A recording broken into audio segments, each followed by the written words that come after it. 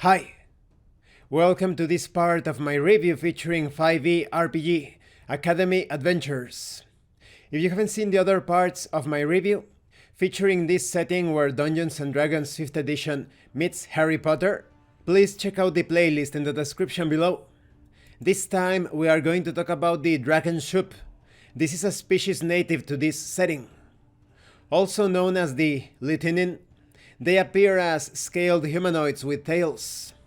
The more advanced Litinin look like bald humans with scales and a tail, while the Vanix and Wictix have dragon-like features. The Litinin peoples were created by the magic of ancient scrolls, which the Litinin wizard king Stuck kept guard over for centuries.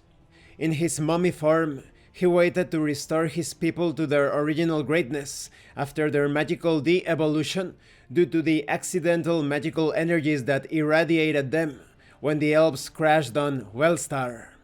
Stuck passed on 2 magical spells, which greatly enhanced the lizard folk, unearthed by foreigners in an effort to thwart the Dark Lord's undead armies from marching around from the westerly direction to attack Calcimus by creating an advanced people ready to fight him on their own territory.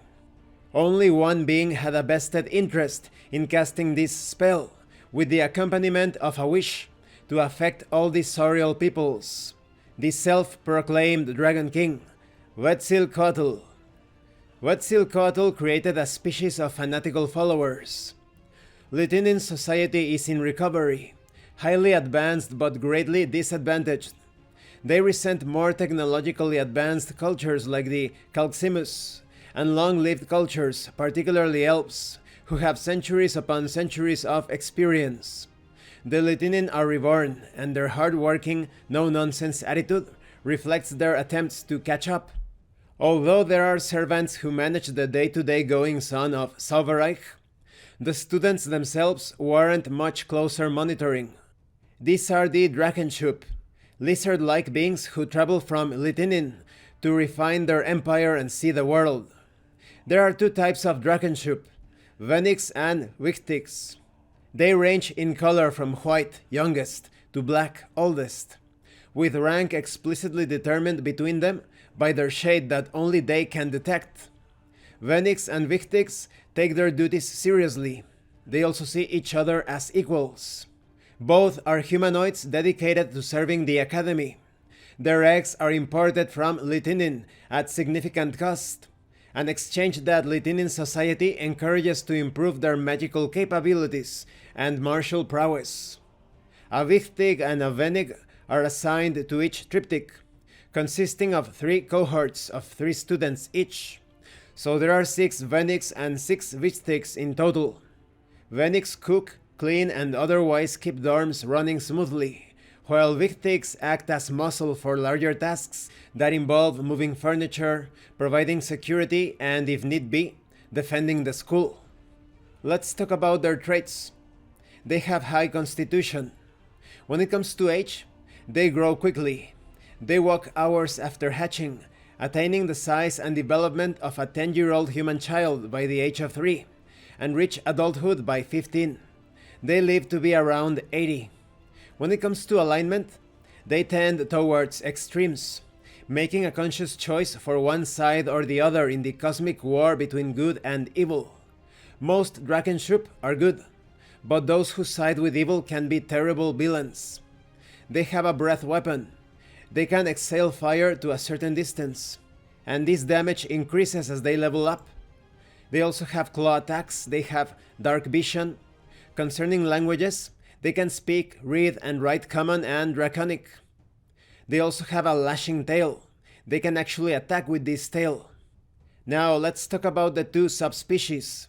First, the Venigs are tiny, cat-like beings, covered in scales.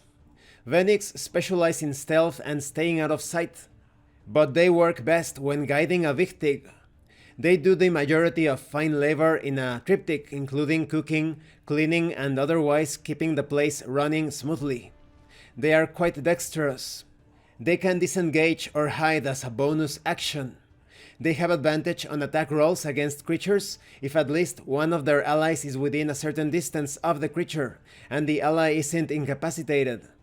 When it comes to their size, they are tiny, and their speed is somewhat low. When it comes to the Wichtig, they are hulking, scaled humanoids with stubby tails. They pride themselves on their muscles and do most of the physical labor, moving furniture as mentioned earlier, lifting heavy pots and such. They also double as guards. They are quite strong, they are menacing, that is, they gain proficiency in intimidation. They have pack tactics as well. It's better to gang up on your enemies when you are playing as Victigs or Venix. They have the same ability of pack tactics. In size, Victigs are taller and heavier than humans, but they are still of medium size. And they have average walking speed. Let me give you a few examples of the non-player characters that fall under this Drachenschuppe species. We have Krieg, Crack Drifter. Krieg has mottled white scales and is relentlessly sarcastic, even towards helpful Triptych members. He is incredibly impatient, to the point where he will make rash decisions on impulse, just to avoid standing around. We also have Arix Flatscale. Arix has spotted white scales. She repeatedly bemoans not being at home in Lutinin, and instead tends to stick to tending the garden when not catering to her charges. Then we have Krisrina Umrad.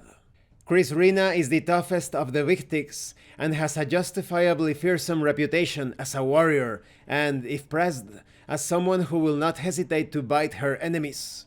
More than one foe has lost a finger to her gullet. And then we have Jindar Laxil.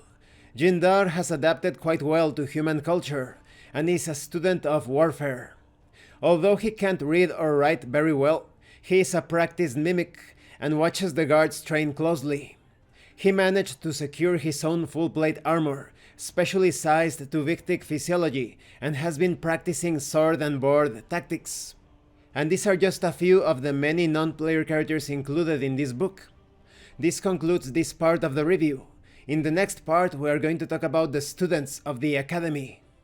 As you can see, the Drachenschuppe feel a bit like a mix between Lizardmen, Dragonborn, and Kobolds in the case of the smaller ones.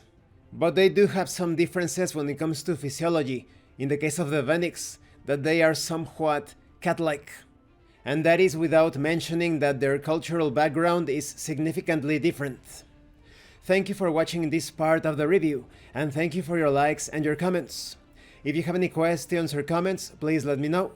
And thank you so much to those of you that are going the extra mile to support the channel. If anyone else wishes to further support the channel, the information on how to do that will be in the description below. Once again, thank you, and see you later.